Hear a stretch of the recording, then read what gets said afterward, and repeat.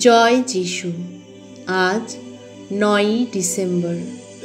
প্রতিদিনের চিন্তা ও প্রার্থনা। মানুষের অন্তর্জীবন তার দৃষ্টিকে বিরাটের দিকে প্রসারিত করে।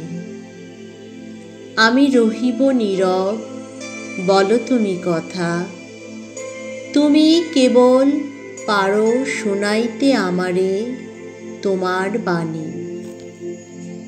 উপদেশ। যিনি আমাদের ত্রাণকর্তা তিনি এক। তিনি উদ্ধার শক্তিরূপে আমাদের মধ্যে বিরাজ করছেন। বাইরে আবির্ভূত অবতার পথ দেখিয়ে দেন এবং ভিতরের মুখ্য দাতা আমাদের ঊর্ধ্বে নিয়ে চলেন। আমরা যখন নির্জনে নীরব হয়ে থাকি তখন তিনি আমাদের সঙ্গে কথা বলেন। অন্তরের এই নীরবতা আমাদের অনেক সময় বেশি সরসতা এনে দেয়। আমাদের বহির্জীবন যখন শান্ত, তখনই আমাদের অন্তর্বিকাশের নূতন পথ খুলে যায়। এই জন্যই মৌন অভ্যাসের এত মূল্য, কারণ এটা আমাদের আধ্যাত্মিক উন্নতির পথে বিশেষ সহায়ক।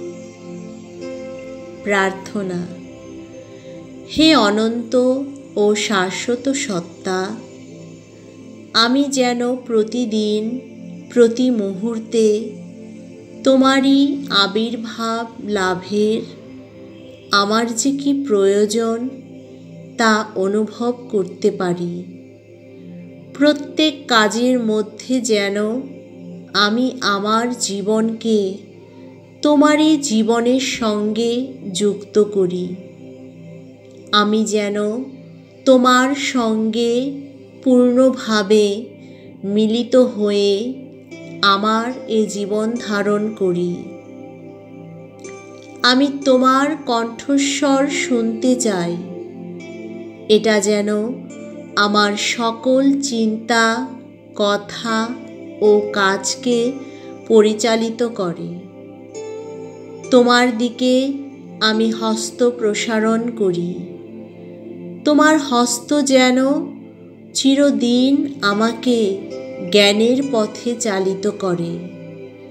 তুমি আমাকে আমার নিজের ক্ষুদ্রতা ভুলিয়ে দাও, যেন আমি তোমারই মহিমা ও গৌরব স্মরণ করতে পারি।